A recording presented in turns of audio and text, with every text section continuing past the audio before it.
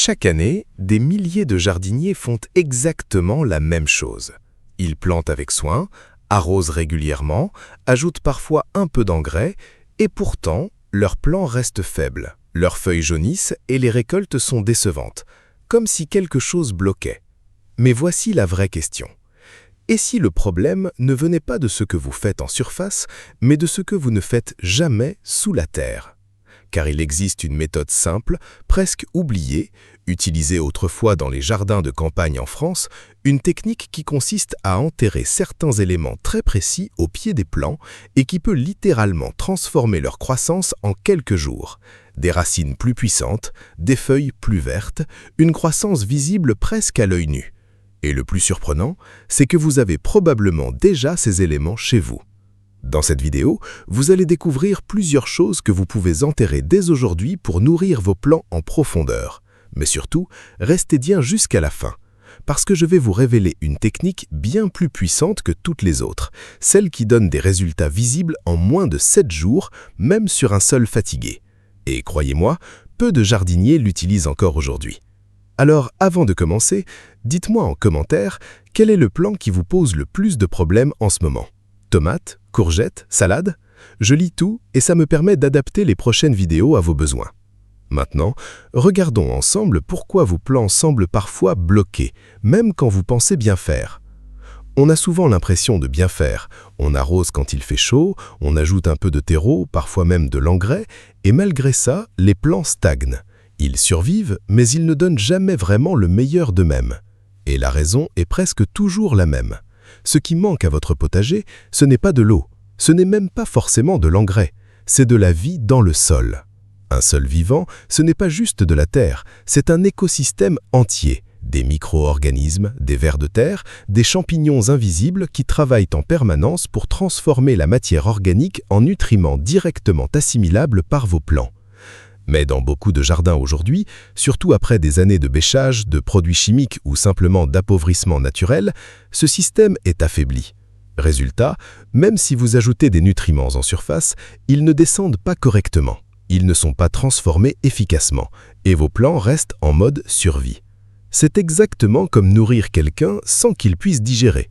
Et c'est là que cette technique change tout. Au lieu de nourrir la surface, on nourrit directement le cœur du sol. On apporte de la matière organique là où les racines en ont vraiment besoin, en profondeur, et surtout, on active toute cette vie invisible qui va faire le travail pour vous.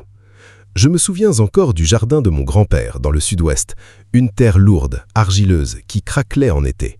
Pourtant, ces tomates étaient toujours impressionnantes. Un jour, je lui ai demandé son secret. Il m'a simplement répondu « Je nourris la terre avant de nourrir les plantes ». À l'époque, je n'avais pas vraiment compris. Aujourd'hui, je sais exactement ce qu'il voulait dire. Et ce que vous allez voir maintenant, ce sont les premières choses simples que vous pouvez enterrer dès aujourd'hui pour relancer cette machine naturelle. Certaines agissent rapidement, en quelques jours, d'autres travaillent plus lentement, mais transforment votre sol en profondeur. On commence par les 3 premières, celles qui donnent souvent un effet visible très rapidement. Les 3 premières choses que vous pouvez enterrer vont agir comme un véritable coup de boost, presque immédiat. La première est probablement déjà dans votre cuisine. Les épluchures de légumes frais. Carottes, courgettes, pommes de terre, salades, tout ce qui est végétal et non traité peut devenir une source d'énergie incroyable pour votre sol. En les enterrant directement au pied de vos plants, à une dizaine de centimètres de profondeur, vous créez une réserve de nourriture lente. Les micro-organismes vont commencer à les décomposer et libérer progressivement des nutriments juste là où les racines peuvent les absorber. C'est simple, gratuit et redoutablement efficace. Mais attention à un détail que beaucoup ignorent. Si vous laissez ces déchets en surface, ils attirent les nuisibles et sèchent sans vraiment nourrir le sol. Enterrés, ils deviennent un véritable moteur invisible. La deuxième chose est encore plus surprenante. Les coquilles d'œufs. Riches en calcium, elles renforcent la structure des plants, notamment pour les tomates et les courgettes qui souffrent souvent de carences. Mais pour qu'elles soient réellement utiles, il ne suffit pas de les jeter. Il faut les sécher, puis les écraser finement avant de les enterrer. Sinon, elles mettront des mois à se décomposer. Bien préparées, elles agissent lentement mais sûrement et préviennent des problèmes que beaucoup découvrent trop tard dans la saison. Petite question d'ailleurs, Est-ce que vous avez déjà eu des tomates avec une tache noire en dessous? Si oui, vous savez exactement à quel point ce détail peut ruiner une récolte entière. Et puis, il y a la troisième chose, souvent sous-estimée, le marc de café. Utilisé correctement, c'est un excellent stimulant pour le sol. Il nourrit certains micro-organismes, améliore la texture de la terre et peut même repousser légèrement certains insectes. Mais là encore, il y a une erreur classique. Beaucoup en mettent trop ou directement en surface. Résultat, ça forme une croûte et bloque l'eau. La bonne méthode, c'est de l'enterrer en petites quantités, bien mélangées à la terre. Là, il devient un véritable allié. À ce stade, vous commencez déjà à comprendre la logique. On ne cherche pas à gaver les plantes. On construit un sol capable de les nourrir en continu. Et ce qui est intéressant, c'est que ces premières techniques donnent souvent un petit déclic visible. Feuilles plus vertes, croissance qui reprend. Mais ce n'est encore rien comparé à ce qui arrive ensuite. Parce que les prochaines choses que vous allez découvrir ne se contentent pas d'améliorer le sol.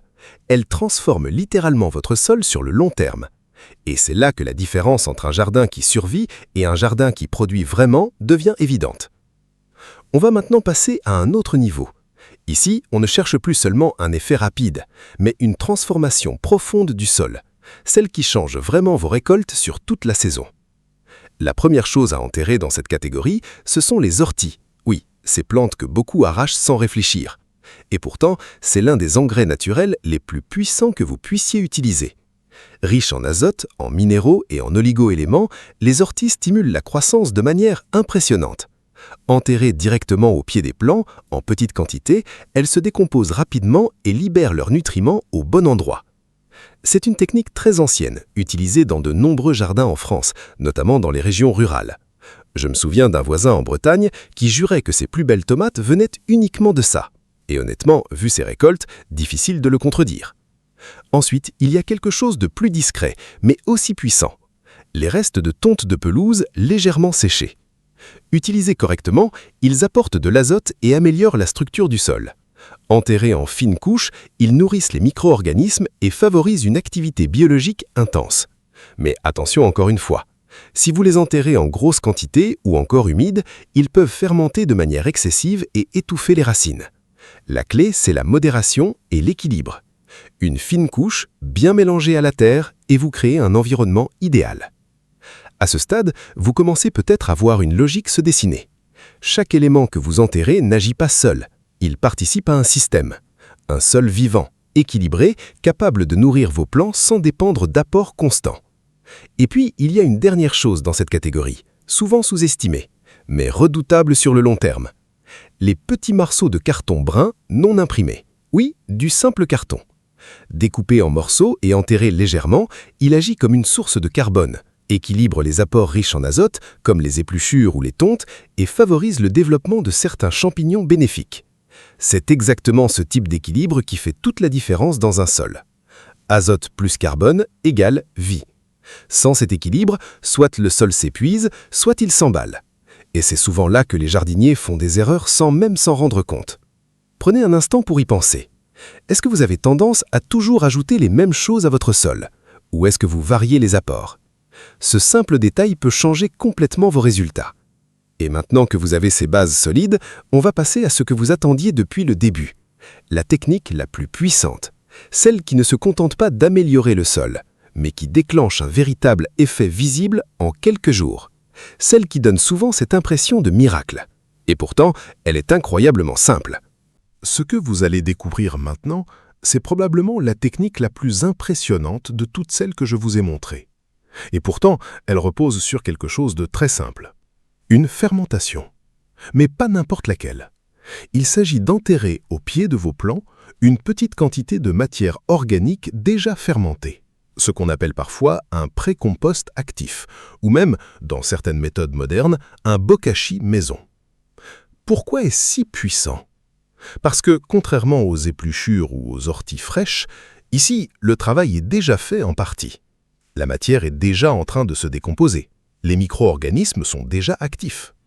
Et quand vous enterrez ça au pied de vos plants, vous injectez littéralement une explosion de vie directement dans le sol. Résultat, en quelques jours, l'activité biologique s'intensifie. Les racines trouvent plus facilement les nutriments, et vos plants réagissent presque immédiatement. feuilles plus vertes, croissance relancée, parfois même une différence visible en moins d'une semaine. C'est exactement ce que beaucoup décrivent comme un miracle. Mais en réalité, c'est juste de la biologie bien utilisée. Je me souviens avoir testé ça pour la première fois sur des courgettes qui stagnaient depuis des semaines. Rien ne changeait. Puis, j'ai enterré une petite poignée de matière fermentée, à une quinzaine de centimètres du pied, pas directement contre les racines, et en 5 jours, les feuilles avaient doublé de taille. C'est à ce moment-là que j'ai compris à quel point cette technique pouvait faire la différence. Mais attention, il y a une règle essentielle à respecter. Toujours enterrer, jamais laisser en surface. Et surtout, ne pas en mettre trop. Une petite quantité suffit largement. Sinon, vous risquez de l'effet inverse. Et c'est là toute la subtilité du jardinage naturel. Ce n'est pas une question de quantité, c'est une question d'équilibre. D'ailleurs, si vous appliquez déjà ne serait-ce que 2 ou 3 des techniques vues jusqu'ici, vous allez commencer à voir une vraie différence. Et si cette vidéo vous apporte de la valeur, pensez à vous abonner. C'est ce qui permet de continuer à partager ce type de conseils simples, mais rarement expliqués aussi clairement. Maintenant, avant de vous laisser, on va faire un récapitulatif rapide pour que vous puissiez appliquer tout ça dès aujourd'hui, sans vous poser de questions. Si vous deviez retenir l'essentiel, tout commence par une idée simple. On ne nourrit pas directement les plantes, on nourrit le sol. Et pour ça, vous avez maintenant plusieurs leviers très concrets. D'abord, les apports rapides. Les épluchures de légumes, le marc de café bien dosé et les coquilles d'œufs finement écrasées.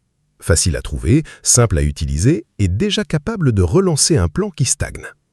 Ensuite, les apports de fond. Les orties, les tontes de pelouse légèrement séchées et même le carton brun non imprimé. Là, on construit quelque chose de durable, un sol vivant, équilibré, qui travaille pour vous. Et enfin, la technique la plus puissante, la matière organique fermentée. Celle qui agit vite, très vite, en injectant directement de la vie dans le sol, au plus près des racines. Mais retenez bien ceci, ce n'est pas une course à qui en met le plus, c'est une question de justesse. Un peu, mais bien placé. Enterré, pas exposé. Équilibré, pas excessif. C'est exactement comme ça que travaillaient les anciens, sans même pouvoir l'expliquer scientifiquement. Et c'est aussi ce qui fait la différence aujourd'hui entre un potager qui survit et un potager qui nourrit vraiment. Alors, faites un test simple. Choisissez un seul plant, celui qui vous semble le plus faible, appliquez 1 ou 2 de ces techniques et observez pendant 7 jours. Pas besoin de tout changer d'un coup. Le jardinage, c'est aussi apprendre à regarder. Et vous verrez, quand on commence à comprendre ce qui se passe sous la surface, tout devient plus logique et surtout beaucoup plus gratifiant. Si cette vidéo vous a aidé, vous savez ce qu'il vous reste à faire. Et dites-moi en commentaire ce que vous allez tester en premier. Je suis toujours curieux de voir ce qui fonctionne chez vous, dans votre sol, avec votre climat. On se retrouve très bientôt et d'ici là, prenez soin de votre terre.